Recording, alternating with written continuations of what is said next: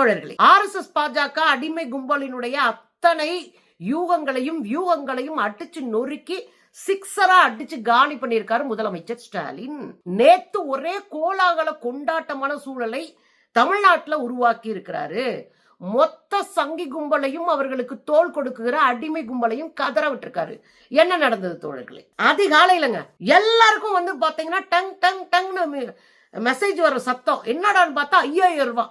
நமக்கெல்லாம் 5000 ரூபாய் போற அளவுக்கு ஃப்ரெண்ட்ஷிப் இல்லையா அப்படின்னு எல்லாரும் எடுத்து பாக்குறாங்க. பார்த்தா அரசு அனுப்பியிருக்கு. ஒரே ஆச்சரியம், என்னையா 5000 அனுப்பிட்டாங்க, என்னையா 5000 அனுப்பிட்டாங்கன்னு. தொலைக்காட்சியில ஒரு குரல் வருது, நம்ம முதலமைச்சருடைய குரல். அவர் பேசுறாரு, பாஜக RSS சங்க பரிவார் கும்பல் நம்மளை ஏமாத்துறதுக்கும் இந்த திட்டங்களை எல்லாம் தடை செய்வதற்கும் உள்ளடி வேலைகளை பார்த்தாங்க. ஆனா அதெல்லாம் தூக்கி ஓரங்கட்டிட்டு முந்திக்கிட்டு நம்ம ஜெயிச்சுக்கிட்டோம் அப்படின்னு ஒரு அனௌன்ஸ்மெண்ட். அதுல பாஜகவினுடைய சூழ்ச்சிகளை வீழ்த்தி, அடிமை அதிமுகவினுடைய சூழ்ச்சிகளை வீழ்த்தி இந்த தேர்தலை பயன்படுத்தி இந்த திட்டத்தை நிறுத்த பார்த்தாங்க. ஆனா கொஞ்சம் முந்திக்கிட்டு இந்த திட்டத்தை பாதுகாக்கவும் சாமானிய மக்களின் கூட ஒரு தேவையை நிறைவேற்றதுக்கும் நான் அவசரமா 5000 ரூபாய் கொடுத்தேன் அப்படின்னு முதலமைச்சர் பேசினார். பாருங்களேன். உங்க மாதாந்திர செலவை எப்படி சமாளிப்பீங்க? உங்க குடும்பத்தில் நோய்வாய்ப்பட்டவங்களுக்கு மாத்திரை வாங்கி கொடுக்க முடியுமா? குழந்தைகள் தேர்வு எழுதுகிற காலத்தில் அவங்களுக்கு உணவு கொடுப்பதிலிருந்து தேவையான கல்வி செலவுகளை செய்ய முடியுமா? இந்த கஷ்டத்தை எல்லாம் நினச்சி பார்த்து தான் ஒரு முக்கியமான முடிவை எடுத்திருக்கிறேன். அதன்படி இந்த பிப்ரவரி மாதம் மட்டும் இல்லாமல் அடுத்த 2 மாதம், அதாவது மார்ச் ஏப்ரலுக்கான உரிமைத்தொகை தவணைகளை சேர்த்து 3000 ரூபாயும், கூடுதலாக கோடைக்கால செலவுகளை கருத்தில் கொண்டு மேலும் 2000 ரூபாய் சிறப்பு தொகையும் சேர்த்து இந்த பிப்ரவரி மாதம் 5000 ரூபாயை சிறப்பு மகளிர் உரிமை தொகையாக 1,31,00,000 பெண்களுக்கு வழங்க உத்தரவிட்டிருக்கிறேன். பாத்தீங்கல்ல, எனக்கு என்ன சந்தோஷம் அப்படின்னா, தமிழ்நாட்டுக்குள்ள எது நடந்தாலும் ஒரு கூட்டம் கதற ஆரம்பிச்சிருக்கு. தமிழ்நாட்டுக்குள்ள எந்த நலத்திட்டங்களையும் கொண்டு போய் சேர்க்க கூடாது அப்படின்னு ஒரு கூட்டம் கதறும். 2 விஷயத்த நம்மளை பார்த்து ஏளனமா பேசிச்சு இந்த பாஜக கும்பல். ஒன்று, நலத்திட்டங்கள் மூலமாக, இலவசங்கள் மூலமாக மக்களை சோம்பேறி ஆக்கியிருக்கிறார்கள், பிச்சைக்காரங்களாக்கி இருக்காங்க. 1000 ரூபாய் பிச்சை காசுன்னு பேசினதுதான் இந்த கும்பல். அதுல நம்ம அம்மா நிர்மலா சீதாராமன், நம்ம அக்கா குஷ்பு எல்லாரும் விடாம பேசினாங்க பிச்சை காசுன்னு. மேபி அவங்க ஒரு காஃபி குடிக்கிற காசா இருக்கலாம் 1000 ரூபாய். 1000 ரூபாய் ஒரு சராசரி குடும்பத்துக்கு ஒரு வாரத்துக்கான செலவா இருக்கும். இப்ப எனக்கெல்லாம் ஒரு வாரத்துக்கான செலவு, காய்கறி எல்லாம் வாங்கிப்பேன்னு வச்சுக்கோங்க. என்கிட்ட ரேஷன் கார்டு கூட இல்லை, அது வேற விஷயம். ஆனா இன்னும் சாதாரணமா இருக்கிற மக்களுக்கு, எனக்கு அடுத்த நிலையில பொருளாதாரத்துல இருக்கிற மக்களுக்கு அது ஒரு அரிசி மூட்டை வாங்குற காசு, அது ஒரு சிலிண்டர் வாங்குற காசு, அது ஒரு மருந்து மாத்திரை வாங்குற காசு. ஆனா இந்த கும்பல் என்ன சொன்னாங்க? பிச்சை காசு அப்படின்னாங்க. இந்தியா முழுவதும் பரப்புரை பிரச்சாரம் செய்யப்பட்டது. இலவசங்கள் மூலமாக நாட்டை கடனாளி ஆக்குறாங்க, இந்த நாட்டை கெடுக்கிறாங்க, மக்களை சோம்பேறி ஆக்குறாங்கன்னு. ஆனா ரிசல்ட் என்ன மாதிரி இருந்துச்சு? உலகத்துல நோபல் பரிசு பெற்ற பொருளாதார அறிஞர் அமர்த்தியா சென் அவர் என்ன சொன்னாரு? இந்தியாவிலே 2 ஸ்டேட் தாங்க தெளிவான ஸ்டேட். கேரளா மக்கள், அதாவது மேன் பவர்னு சொல்லுவோம் இல்லையா, மக்களை முழுமையா பயன்படுத்தி முழு மக்கள் தொகைக்குமான நலத்திட்டங்களை செய்கிற ஒரு அரசா இருக்கு கேரளா. அவங்க மேன் பவரை பெரிய அளவுல உயர்த்தி பிடிக்கிற ஒரு இடதுசாரி அரசு. இங்க மேன் பவரையும் சமூக நீதியும் உயர்த்தி பிடிக்கிற ஒரு அரசா தமிழ்நாடு இருக்கு. இது நான் சொல்லல, அமர்த்தியா சென் சொன்னார். இந்தியால 2 மாநிலங்கள் மக்களை உயர்த்தி பிடிக்கிற, மக்களுக்கான நலத்திட்டங்களை கொண்டு வருகிற மாநிலங்களாக இருக்கு. ஒன்னு கேரளா, இன்னொன்னு தமிழ்நாடு. இதுல தமிழ்நாட்டுக்கு கூடுதலா என்ன நல்ல விஷயம் நடக்குதுன்னா, ஒன்னு மக்களையும் கையில் எடுத்துக்கிறாங்க, மேன் பவரையும் கையில் எடுத்துக்கிறாங்க, சமூக நல திட்டங்களையும் அதோடு சேர்க்கிறாங்க. அது இன்னும் பெரிய பவர்ஃபுல்லா இருக்குன்னு எழுதினார். ஒரு பொருளாதார அறிஞருக்கு தெரியும். இன்னும் இவர் வறுமை கோட்டு கீழே இருக்கிற மக்களை குறித்து ஆய்வு செய்தவர் பொருளாதார அறிஞர் அமர்த்தியா சென். இப்ப உங்களுக்கு புரியுதா? வறுமை கோட்டு கீழே இருக்கிற மக்களை எப்படி உயர்த்தி பிடிக்கணும்னு அவர் தீசிஸ்ல அவ்வளவு பேசி இருக்கிறார். அதெல்லாம் செயல் திட்டமாக்குற மாநிலங்கள் தென் மாநிலங்கள். இதுதான் இவங்களுக்கெல்லாம் எரிச்சலா இருக்கு. இவங்க பெரிய பொருளாதார நிபுணர் மாதிரி நம்மளை பார்த்து அவமானப்படுத்துறாங்க. 1000 ரூபாய் பிச்சை காசு வாங்கிட்டு இந்த மாதிரி வேலை பார்த்துட்டு இருக்கிறாங்க அப்படின்னு. இன்னொரு விஷயத்துல நம்மள கேலி பண்ணாங்க. எது எடுத்தாலும் போராட்டமா. நாடாளுமன்றத்திலே சொன்னாங்க, அந்தோலன் ஜீவி, போராடி அதன் மூலமா வாழ்ற கூட்டம் அப்படின்னாங்க. அந்தோலன் ஜீவி, போராடி வாழ்ற கூட்டம். ஆமா, எனக்கு அதுல எல்லாம் அசிங்கமே கிடையாது. ஆமா, நாங்க போராடுவோம். எதுக்குங்க இப்ப அவசரமா 5000 ரூபாய் போட்டோம்? பின்னாடி ஒரு அரசியல் இருக்கு தோழர்களே.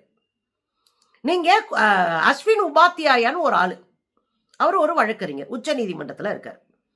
இந்த அஸ்வின் உபாத்தியாயா இருக்கார் இல்லையா, அவரு அண்ணா ஹசாரை கூட உட்கார்ந்து ஊழலுக்கு எதிராக போராடியவர். அதுக்கு பிறகு அரவிந்த் கெஜ்ரிவால் கூட வந்து ஆம் ஆத்மி பார்ட்டியை தொடங்கியவர். அதுக்கு பின்னாடி பாஜகவில் சங்கமிச்சவர். இந்த பேக்ரவுண்டே உங்களுக்கு தெளிவா புரிஞ்சிருக்கும்ன்றது தான் இதை சொல்றேன். இந்த மனுஷன் தான் நூத்துக்கணக்கான பொதுநல வழக்குகளை போட்டிருக்கார் உச்ச நீதிமன்றத்துல.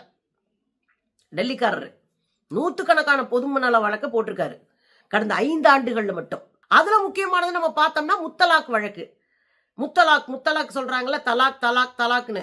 அதனால இஸ்லாமிய பெண்கள்லாம் நொந்துட்டாங்க, அவங்கள நான் காப்பாற்ற போறேன்னு வந்தேன். எங்களுக்கு தெரியாதா நீங்களாம் யாரு டைப்பா இப்படி யோசிப்பீங்கன்னு? சுந்தரவள்ளி முத்தலாக் பத்தி பேசுறதுக்கும் சங்கி பேசுறதுக்கும் எப்படி வித்தியாசம் இருக்கும்?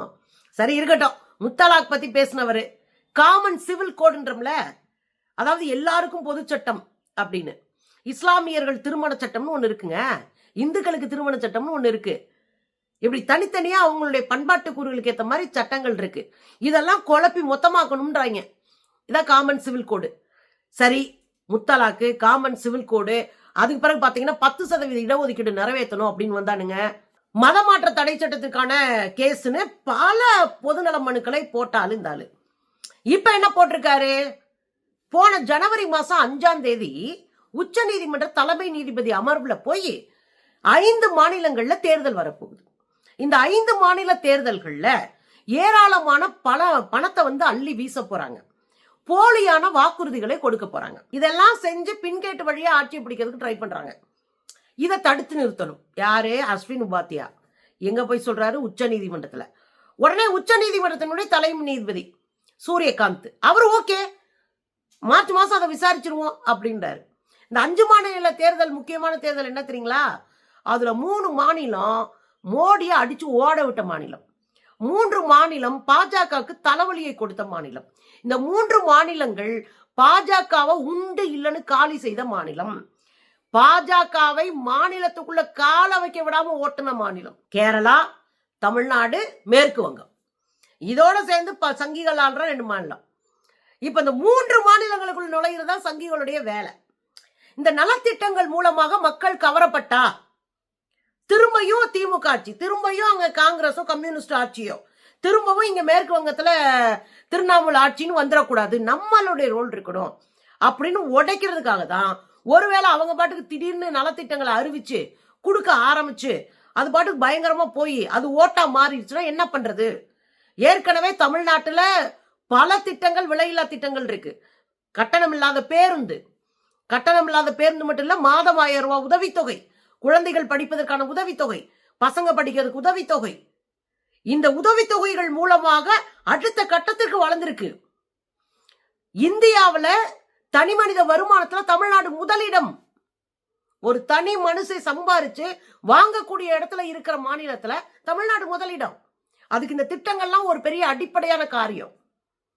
இந்த திட்டங்கள் பிச்சை போடுறது இல்ல, கட்டுமானத்தை ஸ்ட்ராங் பண்றது, அடிக்கட்டுமானத்தை ஸ்ட்ராங் பண்றது, எல்லாரையும் ஒருங்கா கையை பிடிச்சு கூட்டிட்டு போறது. வா, நீ ஏறு, நீ கீழே உட்கார்ந்துட்டு இருக்காது, மேல வா அப்படின்னு இழுத்துட்டு போறதா இந்த திட்டங்களுடைய நோக்கம். எனவேதான் இந்த திட்டங்கள் மூலமாக மக்கள் பயனடைகிறாங்க, அடுத்த கட்டத்துக்கு வளர்றாங்க. அடுத்து வேற என்ன யோசிச்சு கையை பிடிச்சு இழுத்துட்டு போயிட்டு இருக்கு தமிழ்நாடு அரசு. இதை தடுக்கணும். இப்படி எல்லாம் போச்சுன்னா அடுத்து நம்ம ஏரியாக்குள்ளே வர முடியாதுன்னு புரிஞ்சு போச்சு. அப்ப இந்த 1000 ரூபாயை தடுக்கணும். ஐயா எடப்பாடியாரு 1000 ரூபாயா? அதெல்லாம் கொடுக்க முடியாதுங்க, பொய்யுங்க, நிறைவேற்ற முடியாத பொய் வாக்குறுதிகள் தமிழ்நாடு அரசு கொடுக்குதுன்னாரு. கடைசியில் அவருக்கே விபூதி அடிச்சு விட்டாரு முதலமைச்சர். இந்த 1000 ரூபாய் திட்ட ஸ்கீம் பக்காவா போகவும் அது அடுத்தடுத்த கட்டத்திற்கு வளர்ந்து 1,31,00,000 பேரு அதுல பலனடைஞ்சிட்டு இருக்கவும் இது ஒரு பெரிய வைபாய் போச்சு. இதை மக்கள்லாம் கொண்டாட ஆரம்பிச்ச உடனே என்னடா பண்றதுன்னு பாஜகவுக்கு தெரியல. அது வரைக்கும் நம்மளை பார்த்து பிச்சை எடுக்கிறேன்னு சொன்னவங்க, ஓசியில தின்னுட்டு இருக்கீங்கன்னு சொன்னவங்க, இப்படி இலவசம் கொடுத்தே சோம்பேறி ஆக்கிட்டீங்கன்னு சொன்னவனுங்க அதை இம்ப்ளிமெண்ட் பண்ண ஆரம்பிச்சாங்க. மத்திய பிரதேசத்துல ஒரு 60 வயதுக்குள்ள திருமணமாகி 60 வயதுக்குள்ள இருக்கிற பெண்கள் அவங்களுக்கு பணம் கொடுக்கிற ஸ்கீமை கொண்டு வந்தாங்க. 1500 ரூபாய் கொடுத்துருது. அது ரொம்ப லீஸ்டா இருந்தது. அதுக்கப்புறம் 1 கோடின்னு மாத்திருக்காங்கன்னு வச்சுக்கோங்களேன். அது ஒரு திட்டம், நம்மளை பார்த்து காப்பி அடிச்ச திட்டம். அதுக்கப்புறம் மகாராஷ்டிரால 2024 நாடாளுமன்ற தேர்தல்ல மண்ணக்கவி படுகொலையில தள்ளப்பட்டுச்சு பாஜக. உங்களுக்கு தெரியும், வெறும் 240 சீட்டு, 400 இடங்களை ஜெயிப்போன்னு சொன்னவங்கள 240 சீட்டை தாண்ட விடல, அடிச்சு உட்கார வச்சுச்சு இந்தியா. ஆனா சுதாரிச்சுக்கிச்சு இந்த பீசுங்கெல்லாம். ஐயோ நம்மளை காலி பண்ண போறாங்கன்னு சுதாரிச்சுக்கிட்டு அடுத்து மகாராஷ்டிரால என்ன பண்றாங்க, மே மாசம் 5 மாசத்துக்கு முன்னாடி நாம அடிச்சு மகாராஷ்டிரா மிகப்பெரிய வெற்றியை நாடாளுமன்ற தேர்தலில் இந்தியா கூட்டணி அடைஞ்சிருக்கு. அடுத்த 5 மாசங்க 1500 ரூபாய் போட்டாங்க பெண்களுக்கு எல்லாம். 1500 ரூபாய். அடுத்த 5வது மாசம் கழிச்சு வந்த தேர்தலில் அதுக்குள்ள பல உள்ளடி வேலை நடந்துச்சு. அது வேற, பல உள்ளடி வேலைகள் பிளஸ் 1500 ரூபாய் பிளஸ் உள்ள மற்ற வேலையெல்லாம் பார்த்துதான் ஜெயிச்சானுங்க. இந்த 1500 ரூபாய் ஒரு ஃபீட்பேக்கை உருவாக்குச்சு. ஓரளவுக்கு நல்ல ஓட்டு வாங்கி ஜெயிச்சானுங்கன்னு வச்சுக்கோங்க. சட்டமன்ற தேர்தலில் ஜெயிச்சோன்னே என்னாச்சு, நிறைய பேர் குறுக்கு வழியில வாங்கிட்டாங்க, நிறைய ஸ்கீம்ல இருக்கிறவங்க இருக்கிறாங்க. அதனால அவங்களெல்லாம் நீக்கிறோம், அவங்களுக்கெல்லாம் 500 ரூபா தான் அப்படின்னு சொல்லிட்டாங்க. இதெல்லாம் முதலே பார்க்கணும்ல. நம்ம கிட்ட கேட்டானுங்கல்ல, என்ன நீங்க 23 வரை இழுத்துட்டீங்க. இதெல்லாம் பார்த்து மொத்தமா நல்லபடியா கொடுக்கத்தான் 23 வரை இழுத்தது. முதல்ல ஆதாரங்களை திரட்டணும், அவங்ககிட்ட இருக்கிற ப்ரூஃப் வாங்கணும், இவங்க தகுதியானவங்களான்னு பார்க்கணும். அதுக்கு பிறகு இதெல்லாம் தொகுத்த பிறகுதான் கொடுக்க முடியும். நம்ம ஜெயிக்கிறதுக்காக கொடுக்கல, வளர்க்கறதுக்காக கொடுக்குறோம். ஜெயிக்கிறது கொடுக்குறவன் மகாராஷ்டிரா மாதிரி அள்ளி தெளிச்சுட்டு ஓடிடுவான். நம்ம சமூகத்தை வளர்த்தெடுக்க கொடுக்குறோம். அப்போ யோசிச்சு மிக தெளிவா திட்டமிட்டு கரெக்டா ஒரு ஃபார்மேட்டை உருவாக்கி கொடுக்கணும். அதைத்தான் தமிழ்நாடு அரசு செஞ்சது. அவன் என்ன பண்ணிட்டான், அடுத்து 2 மாசம் ஆச்சு, தேர்தலை ஜெயிச்சிட்டாங்க. சட்டமன்ற தேர்தலை ஜெயிச்ச பிறகு டப்புன்னு இந்த திட்டத்தவே கைவிட்டாங்க. 5 மாசம் 1500 ரூபாய் கொடுத்தானுங்களா, அதுக்கப்புறம் 2 மாசம் அதில் பல பேரை கட் பண்ணி விட்டுட்டு 500 ரூபாய் கொடுத்தாங்களா, பல லட்சம் பேரை கட் பண்ணாங்க. 500 ரூபாய் கொடுத்தாங்களா, 500 ரூபாய் கொடுத்த ஸ்கீமை நிறுத்திட்டாங்க. என்னன்னா, ஆண்கள் எல்லாம் பெண்களை போல போலிய கார்டு கொடுத்து 1000 ரூபாய் வாங்கியிருக்காங்க, 1500 ரூபாய் அப்படின்னு சொல்லி அந்த ஸ்கீமைவே நிப்பாட்டிட்டாங்க. இதுதான் பாஜகவுக்கும் நமக்கு இருக்கிற வித்தியாசம். அப்படியே வந்தீங்கன்னா இங்க பீகார்ல எப்படியாவது இந்த சட்டமன்ற தேர்தலில் ஜெயிச்சாகணும் அப்படின்னு 10,000 ரூபாய் பெண்களுக்கு போட்டாங்க. எதுக்கு, தொழில் தொடங்க. இந்த 10,000 ரூபாய் முதல் தவணையாக தொழில் தொடங்க போடுறோம். அடுத்து நீங்க தொழில் தொடங்க ஃபார்ம் கொடுத்து இதெல்லாம் பண்ணீங்கன்னா உங்களுக்கு 3 லட்சம் வரைக்கும் நாங்க கொடுப்போம் தான் அந்த ஸ்கீமே. 10,000 ரூபாய் போட்டோடனே பெண்கள்லாம் குஷி ஆயிட்டாங்க, வாங்கி நல்லா செலவழிச்சு நல்லா சந்தோஷமா இருந்தாங்க. ஓட்டையும் போட்டு விட்டாங்க. இவங்க உள்ளடி வேலையும் பார்த்தானுங்க. உள்ளடி வேலை பார்க்காமலாம் இவங்க ஜெயிக்கவே முடியாது. வெறும் ஓட்டெல்லாம் வாங்கி உள்ளடி வேலை பார்த்து ஓட்டு வாங்கி காசை கொடுத்து எப்படியே ஜெயிச்சிட்டாங்கன்னு வச்சுக்கோங்களேன். ஜெயிச்ச பிறகு 10,000 ரூபாய்க்கு நோட்டீஸ் அனுப்பிட்டானுங்க. 10,000 ரூபாய்க்கு நோட்டீஸ் அனுப்பிச்சிருச்சு பீகார் அரசு. நோட்டீஸ் அனுப்பி எல்லாரும் நீங்க வாங்கின 10,000 ரூபாயை திரும்ப செலுத்தவும் அப்படின்னு வந்துருச்சு. பெண்கள் கடுப்பாயிட்டாங்க. அவங்க என்ன பண்ணிட்டாங்க, ஐயோ நாங்க கொடுத்த ஓட்ட குடிய, அப்புறம் காசை கேளு, ஓட்டுக்கு தானே காசு கொடுத்த, அப்போ ஏன் ஓட்ட கொடு, உன் காசு தர்ற அப்படின்னு பெரிய ஸ்ட்ரைக் பண்ணி நம்ம அதை போட்டிருக்கோம் விரிவா வீடியோ. கடுமையா போய் அடிச்சு ஆடி விட்டாங்க. இப்படி பணத்தை வச்சு ஆட்சியை பிடிக்கிறதுக்கு ஆடினா அந்த ஸ்கீம் நிக்காது, அது எடுபடாது. தன்னுடைய மாநிலத்தை வளர்த்தெடுப்பதற்கான அடிப்படை கட்டமைப்புகளை வலுப்படுத்துறதுக்கான ஸ்கீமா நாம உருவாக்குறோம். இந்த இடத்துல தான் இந்த தேர்தலை சாக்கா வச்சு இந்த 1000 ரூபாயை நிறுத்துறதுக்கான உள்ளடி வேலையை பாஜக பார்க்க ஆரம்பிச்சு.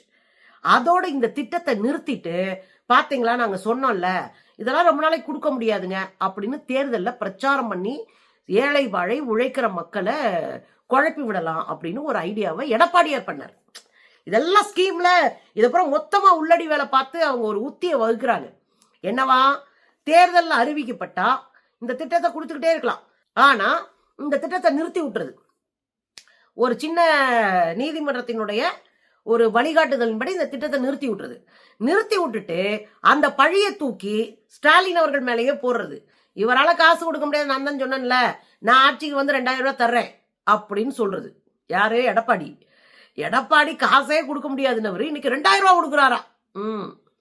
அப்ப இந்த கும்பலுடைய உள்ளடி வேலையை மோப்பம் முடிச்சுதா, ஆஹா இவங்க ஏதோ பண்றாங்க, இவங்களுக்கு ஒரு ஆப்ப வச்சிருவோம் அப்படின்னு விடிஞ்சும் விடியாம ஆப்ப வச்சு விட்டுருக்காரு நம்முடைய முதலமைச்சர். ஒன்னு இந்த சங்கிகளும் அடிமைகளும் புரிஞ்சுக்கணும். மக்கள் நலத்திட்டத்துல கை வச்சிங்கன்னா மக்களே உங்க சோழியை முடிச்சு விட்டுருவாங்க. அதனால கொஞ்சம் யோசிச்சு அட்டாக் பண்ணணும்னு நினைச்சா அதுக்கான செயல் திட்டத்தோட அட்டாக் பண்ணுங்க.